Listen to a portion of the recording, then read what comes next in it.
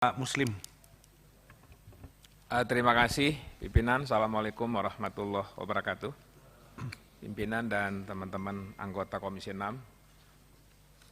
Dirut Hutama Karya, Pak Budi, beserta jajarannya, kemudian Pak Agung dari Wijaya Karya dan jajarannya, kemudian dari IFG, Pak ya. Pertama ke Hutama Karya nih, Pak Agung. Tentu pertama kita apresiasi dulu ke Pak Agung ini dengan alokasi anggaran khususnya PNN sebesar 18,604 triliun ya. Pertama kita bersyukur Pak, khususnya PMN khusus menyelesaikan tol Sumatera ini satu hal yang diharapkan oleh masyarakat, tentu apresiasi Pak Agung. Saya melanjutkan Pak Andre nih Pak. Saya mewakili masyarakat Aceh juga Pak, terima kasih Pak Agung ya. Artinya penyelesaian tol Sigli Banda Aceh, insya Allah saya lihat udah reportnya udah hampir selesai. Ya mudah-mudahan bisa dijelaskan nih, yang sudah beroperasi ini kurang lebih 36 km. Ini sisanya kapan bisa diselesaikan dengan total sekitar 74 km. Dan juga saya melihat dari per 31 Agustus 2023 termasuk Medan Binjai, termasuk juga nih dari yang terakhirlah Simpang Indralaya dan Muara Enim Pak, 65 km. Saya ingin dapat gambaran nih Pak Agung berkaitan dengan keseluruhan PNN yang diberikan, termasuk juga di yang terakhir 18, sekian triliun. Apakah dengan pemberian PMN ini khususnya Sumatera ini dari target sekian berapa bisa diselesaikan dengan penambahan PMN itu sendiri, ya kan? Pak Muslim. Hah? Yang angka Bapak baca itu Hutama Karya untuk Oh, saya. Ya. sorry Pak. Ya. Betul Pak. Oh, jadi ya. ini kan kaitan yang tol Sumatera Pak. Jadi ini saya baca kebetulan dari halaman 8 tuh Pak, ya kan? Mungkin bisa digambarkan oleh Pak Agung nantinya. Kemudian yang kedua Pak Kuncoro, terima kasih. Saya sudah turun langsung kemarin ke lokasi berkaitan juga pembangunan kampus Universitas Malikus Saleh, yaitu ada bantuan dari IDB bersama Nindya Karya, kemarin Hutama Karya. Tentu bisa melihat progresnya udah cukup bagus Pak Agung, Pak Kuncoro. Artinya mudah-mudahan menjadi ikon di Aceh nih Pak Kuncoro ya, berkaitan dengan pembangunan 14 gedung baru saya lihat di kampus Unimal ini. Namun demikian ada beberapa hal jadi catatan nih, khususnya kepada Hutama Karya nih. Artinya bagaimana pemberdayaan khususnya pelaku usaha lokal di sana Pak. Saya cek langsung, termasuk juga skema pembayaran, kita harapkan juga bisa tepat waktu, ya kan.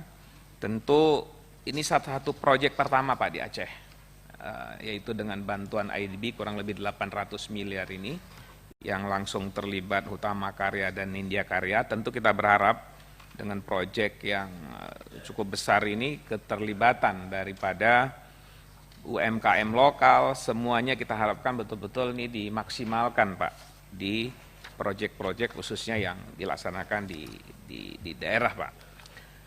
Terakhir, khusus Hutama Karya tentu kita juga banyak menerima masukan-masukan dari masyarakat, termasuk vendor-vendor Pak, berkaitan kewajiban. Ini juga sangat banyak mengeluh ke kita, termasuk juga terhadap Wijaya Karya juga sama Pak Agung. Ini menjadi catatan, kita harapkan ini juga menjadi perhatian, jangan sampai mereka ini bahkan banyak yang bangkrut Pak. Ini kita harapkan menjadi priority, sehingga ada prioritas yang mana-mana yang bisa diselesaikan secara bertahap terhadap vendor-vendor yang selama ini baik di Waskita Karya maupun di Wijaya Karya. Kemudian yang kedua berkaitan dengan Wijaya Karya Pak. Saya melihat di sini rencana penggunaan dana PMN sebesar 6 triliun. Tentu saya tidak buka ke belakang lagi nih Pak Agung.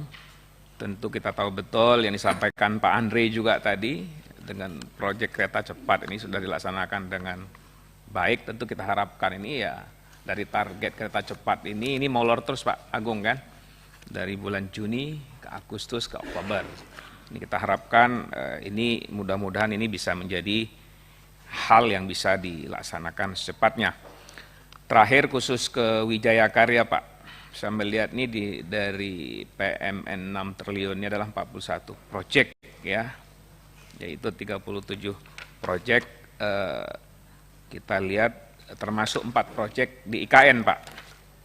Ini berkaitan IKN ini mungkin saya ingin dapat gambaran Pak. Terakhir kita lihat di sini termasuk rencana pembangunan IKN yang melibatkan berbagai BUMN karya Pak. Kemarin kami sempat mendengar bahwa Hutama Karya dan Wijaya Karya ada atensi untuk turut serta dalam proses pembangunan IKN melalui beberapa proyek infrastruktur, manufaktur dan juga pembangkit energi Pak, melalui skema KPBU Pak. Kalau jika benar kami ingin mendapatkan gambaran seperti apa Pak terhadap langkah-langkah yang dilaksanakan kedua BUMN ini Pak. Kemudian juga kami ingin mengingatkan tentu keterlibatan BUMN karya ini jangan sampai memperbesar risiko hutang Pak. Ini dipertimbangkan kembali. Artinya silakan kita akan dukung sepenuhnya proyek-proyek sifatnya strategis nasional ini, termasuk juga persoalan-persoalan di BUMN karya ini Pak. Kita harapkan ini betul-betul dihitung secara cermat, jangan sampai nanti kerugian BUMN ini terus membengkak Pak, yang pada akhirnya kita nggak mungkin salahkan BUMN karya juga Pak, tapi ya di satu sisi tugas negara kan harus dilaksanakan Pak. Ini mudah-mudahan menjadi masukan. Khusus terakhir ke FG Pak, FG ini saya lihat mendapatkan tambahan kurang lebih sekitar 3,56 triliun ya. Tentu kita berharap persoalan Jiwasraya ini menjadi momok buat kita semua Pak. Nah, kita harapkan ini juga bisa diselesaikan, termasuk juga dengan anggaran yang PMN kita terus bertambah Pak. Saya ingin memberikan gambaran berkaitan di FG ini Pak. Kita harapkan dengan 3,56 triliun ini betul-betul bisa dimaksimalkan dengan baik. Terakhir berkaitan Jiwasraya ini, Pak Dirut, kita harapkan kalau dengan 8,1 triliun ya pemerintah apakah dapat diberikan atau tidak, ini penyelesaian seperti apa? Berapa tahun Pak akan bisa dilaksanakan? Karena kita tahu betul setiap tahun kan kita tambah Pak PMN untuk IFG ini. Jadi apakah ada skema lain yang dilaksanakan IFG untuk menyelesaikan persoalan Jiwasraya itu sehingga nasabah-nasabah yang selama ini menjadi kendala ini bisa diselesaikan secara bertahap Pak. Terima kasih pimpinan. Assalamualaikum warahmatullahi wabarakatuh. Waalaikumsalam.